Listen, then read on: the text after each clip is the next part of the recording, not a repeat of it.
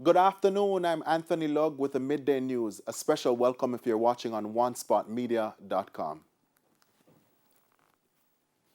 The Yallahs High School in St. Thomas has made some changes in a bid to reduce students' risk of contracting COVID-19, with face-to-face classes resuming this morning from CXC and PEP for CXC and PEP students. Sandy Williams has more. The resumption of face-to-face classes at the Yallahs High School in St. Thomas has so far been a smooth process. Over the weekend, the institution was subjected to deep cleaning and sanitization activities as part of preparations to begin Monday morning. Upon visiting the school, TVJ News observed that COVID-19 protocols were in place. Sanitizers mounted on the walls, wash stands installed about 6 feet apart, temperatures checked upon entry, and students playing their part as well, standing 3 feet apart in line and sporting their masks. Principal at the school, Mark Malava, says the start time for school has also been extended. We started this morning at 8:15. What we did this week was that we changed our start time. We normally start at 7:45, but we have given the students like extra half an hour to get to school. This is to accommodate them in terms of them getting to school, utilizing the public transportation. Last week, Prime Minister Andrew Holness said a decision was made to allow students sitting exit exams to return to school. For Yallahs High, only grade 11 students were in attendance. This week we are going to zero in on those that are yet to complete their SPAs. We want to get that out of the way as soon as possible so that we can seriously concentrate on getting the students as prepared as is possible given the short time frame for their CSEC examinations. In an effort to minimize the students' exposure to COVID-19, Mr. Malava says the school has implemented a transportation system. We're utilizing our school bus to transport the students to and from home. So far, so good. It's really a smooth start. It's not something. It's something that we're pretty used to in terms of because it would have been something that we have implemented before. So we just hit the restart button, so to speak, and it's a smooth start so far. Sandy Williams, TVJ News. And Education Minister Favour Williams says up to 10 o'clock this morning, over 500 schools resumed face-to-face classes island-wide. Speaking with reporters following a tour of Dunoon Technical High School in Kingston this morning, the minister said health officials will ensure that COVID-19 protocols are observed at the schools. It would not have been the first time that the students would be back in the physical environment. And I know every school, because through the Ministry of Health and Wellness, we've done the physical inspections to make sure the signs are there, the wash stations are there, and so forth. So we know that teachers, principals on the ground, they're very well aware of this and they know the importance of it. And so I have no doubt that any school we visit, that they would be in compliance. Schools reopened today for physical classes only for students sitting exit and external exams. The minister says these face-to-face classes are important given the learning loss caused by the pandemic. Being able to be back in the face-to-face mode, especially given the exams that are ahead of us in short order, it's good for the students to be able to interact with their teachers, to kind of, get their minds again geared towards these tests that are ahead of them. So it's good to be here in the physical world to assure them of their role and to just give them some encouragement as they go along towards these exams. The National Consumer League is urging manufacturers not to pass on the full increase in the price of flour to Jamaicans. The 11% increase announced by Jamaica Flour Mills takes effect today. Past president of the league, Trevor Samuels, notes that the price movement is likely to impact other products. If the flour price goes up, then naturally you can expect a price increase in baked goods like bread and other baked goods and whatever flour goes into. It is likely that there's going to follow on with a price increase somewhere or other. We do hope that the people who are making these products will not put on the full increase on us, but we do expect that there's going to be a price increase. But hopefully we are asking the manufacturers to sort of hold strain and not give us the whole increase. All right, at least if they're going to do it gradually, but not all at once if they can give us that sort of consideration. Mr. Samuels says consumers have been experiencing a gradual increase in certain key products since start of the year. He says one of these is fuel. Flour has gone up, petrol prices have gone up, and all of them have a linkage with one another because once petrol prices go up, it's going to cost more to bring goods into the market. And whatever petrol or fuel in general goes into, usually it affects the prices of those things, and the prices never generally come down. Because over the last couple of months, you can call it months, we've had a price increase almost every week. And sometimes, the price increase is quite heavy. It's only once since about January we've ever had a slight reduction, 1 week. And when I say a slight reduction, just a reduction by a few cents compared to what it goes up by. The Jamaica Medical Doctors Association has expressed frustration over the delay in payments to them amounting to more than $200 million. President of the JMDA, Dr. Mindy Fitz-Henley, says 80% of that money is owed by the Southeast Regional Health Authority, SARA. More in this report. There is a dire situation facing members of the healthcare profession as the country continues to navigate through the second wave of the COVID-19 pandemic. Nurses and doctors fighting on the front line are still struggling to make ends meet. That's the situation that has caused the president of the Jamaica Medical Doctors Association, Dr. Mindy Fitz-Henley, to intervene. She says the matter of gratuity for healthcare workers is a long-standing issue. We've had this issue occurring many times, but this time when we checked it out, we asked our members to send in their names.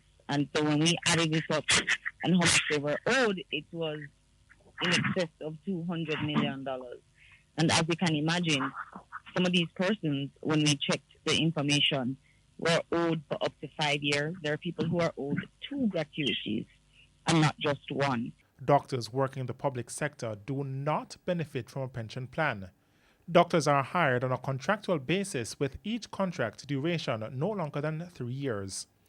Dr. Fitz-Henley says this is another major point of concern. It's very difficult for us to plan for the future because many times when you go to get a loan, for example, for a mortgage, we don't have anything to show that we'll be able to continue paying.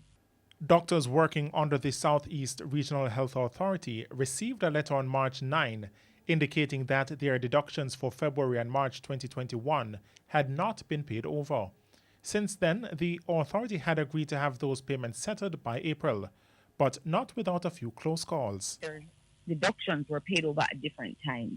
And the unfortunate thing is that persons got phone calls, from different institutions that their cars are going to be repossessed, that their houses are in jeopardy of being listed in the newspaper. And so there's a lot more to it than just the money being paid over 2 or 3 months late, because unfortunately we are the ones who have to take the brunt of it now and would be seen as bad debt. In the meantime, former president of the JMDA, Dr. Alfred Dawes, is calling for a probe into the matter at the Southeast Regional Health Authority. I think something at that regional level needs to be investigated properly why they're taking that stance in terms of the deductions. O'Shane Masters, TVJ News. 74 new cases of COVID-19 were confirmed yesterday from 976 samples. The country's overall case count is now 46,782. Jamaica's COVID-19 positivity rate has further declined to 7.4%, the lowest since the second wave of the virus. 3 more deaths were also recorded. A 24-year-old woman from St. Catherine is among 3 persons who died from COVID-19 in Jamaica. The other 2 deaths are a 72-year-old woman from St. Mary and a 66-year-old woman from St. Catherine. The COVID-19 death toll is now 809. The Health Ministry is investigating another death. In the meantime, 178 persons are hospitalized with a respiratory illness. 15 are critically ill and 7 moderately ill. There are now 23,234 active cases. And it's now time for a break, but stay with us. More stories when we return.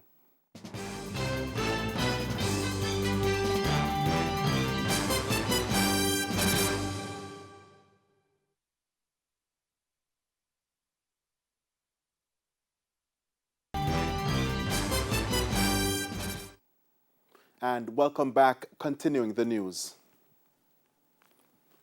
Local Government Minister Desmond McKenzie is expected to get a report today from the mayor of Montego Bay regarding the alleged beating of a female vendor by a security guard at the Charles Garden Market on Friday night. In a statement yesterday, the minister said the report is needed so that the necessary actions can be taken. The vendor, Pauline Higgins, showed TVJ News bruises and swelling on her leg due to the alleged beating. Mr. McKenzie says he understands that a security guard and the vendor got into a verbal altercation before he physically assaulted her by hitting her on the leg with a piece of board. The minister says he is appalled at the guard's actions. The local government minister has strongly condemned the incident.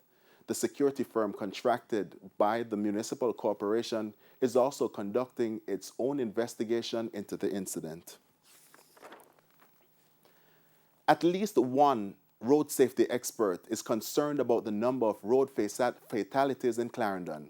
Vice Chairman of the National Road Safety Council, Dr. Lucian Jones, is urging motorists to slow down. Kirk Wright reports. Vice Chairman of the National Road Safety Council, Dr. Lucian Jones, revealed that data for the period January 1 to May 5 show 9 fatal crashes occurred in Clarendon compared to 8 during the same period last year. I know Clarendon is now a hotbed.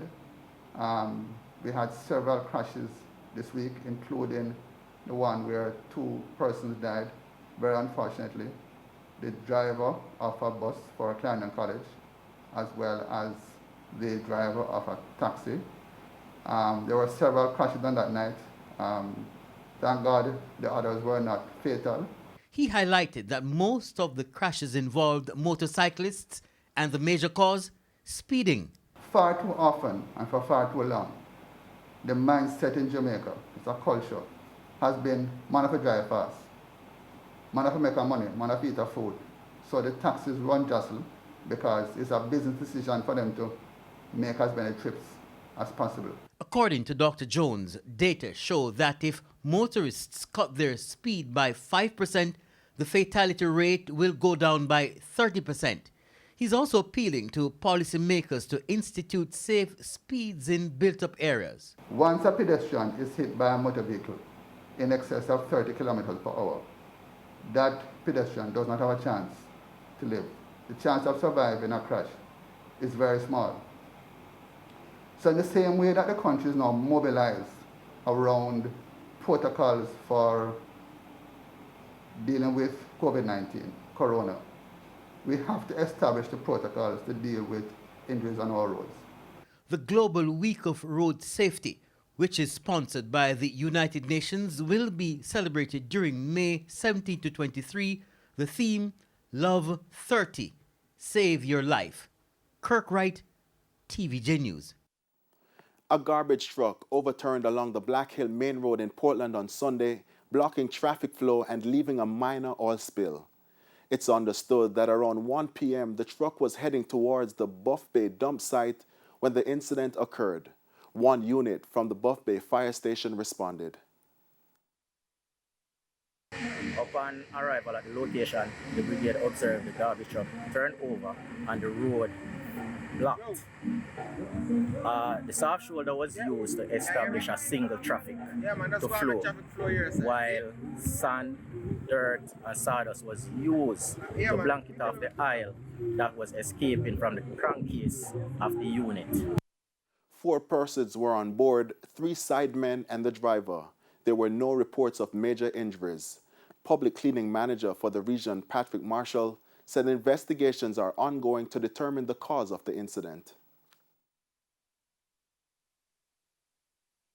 4 of them are sent to the hospital to do further checks and in terms of injuries that they sustained from the accident. We are doing further investigation at this point to find out what exactly happened and now trying to remove the truck from the roadway so people can pass through smoothly.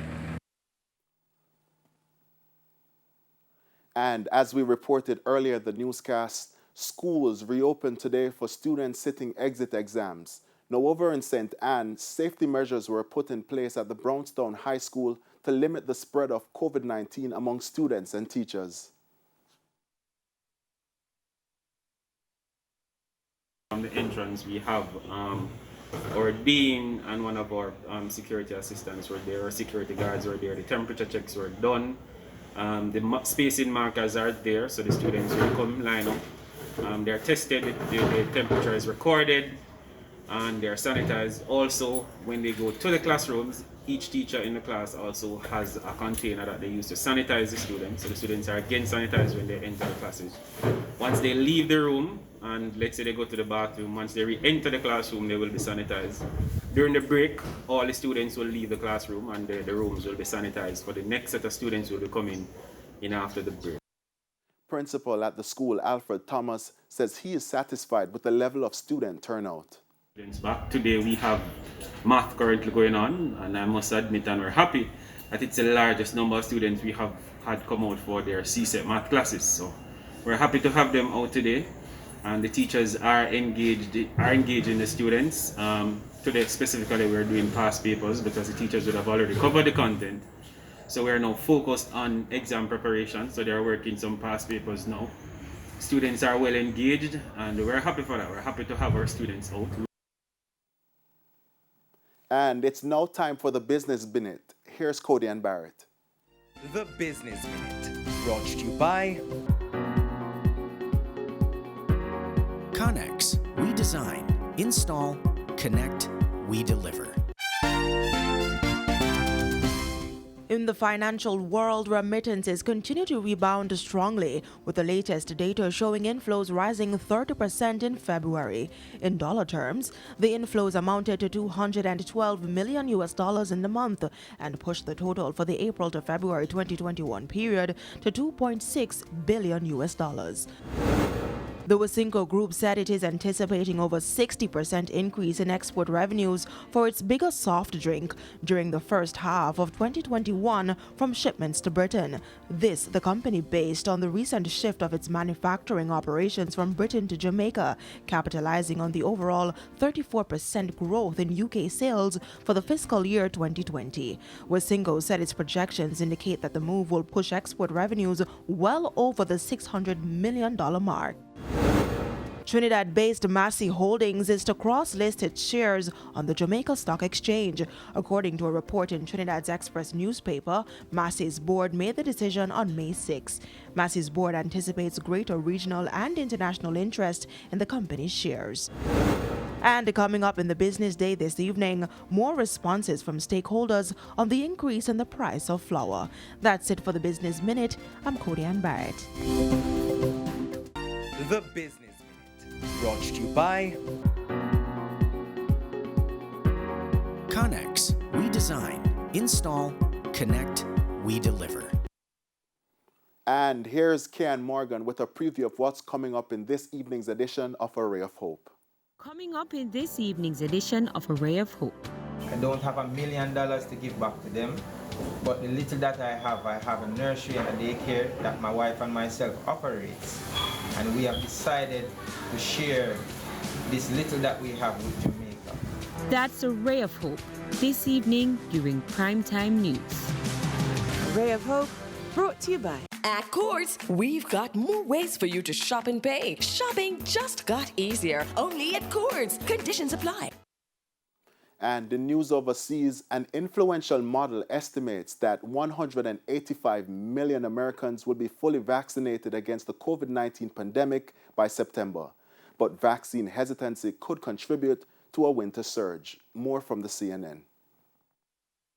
For the first time since October, the 7-day average of new COVID-19 cases in the U.S. has fallen to 45,000 per day. Our focus remains on getting 70% of Americans, adult Americans, at least one shot by July 4th, as the president has laid out that goal. This comes as Pfizer-BioNTech announces it's seeking full approval for its COVID-19 vaccine from the Food and Drug Administration. For a lot of people who are on the fence, who are worried about, well, is this an emergency use? Should I get vaccinated?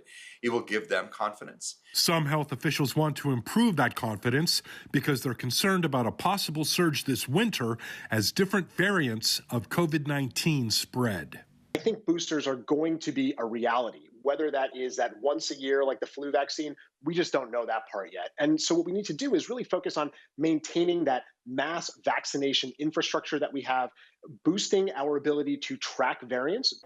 A forecast from the Institute for Health Metrics and Evaluation at the University of Washington says 65% of Americans will be fully vaccinated by the middle of next month, and a wider group of adolescents are expected to become eligible soon. I think we're going to see 12 to 15 very soon. And then in the fall, we might see it expanded to that under 12 age group.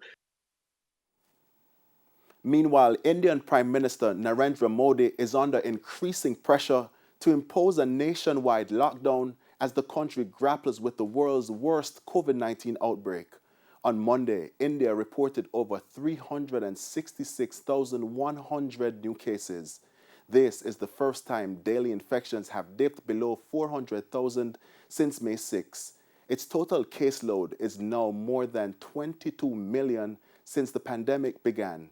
The Health Ministry also reported an additional 3,754 virus-related deaths on Monday, after 2 consecutive days of reporting more than 4,000 fatalities. And that's the Midday News. I'm Anthony Lugg. Join us at 7 for Primetime News. On behalf of the news, sports, and production teams, good afternoon.